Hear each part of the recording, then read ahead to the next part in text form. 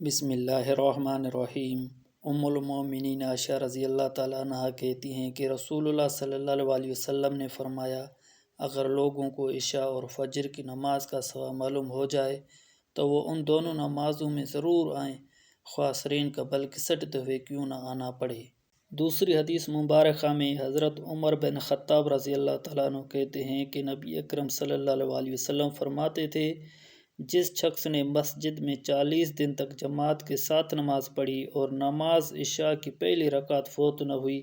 تو اللہ تعالیٰ اس کے بدلے میں اس کے لیے جہنم سے آزادی لکھ دے گا۔ تیسری حدیث مبارکہ میں ہے، حضرت ابو ہریرہ رضی اللہ تعالیٰ عنہ کہتے ہیں کہ رسول اللہ صلی اللہ علیہ وسلم نے فرمایا، منافقین پر سب سے بھاری عشاء اور فجر کی نماز ہے۔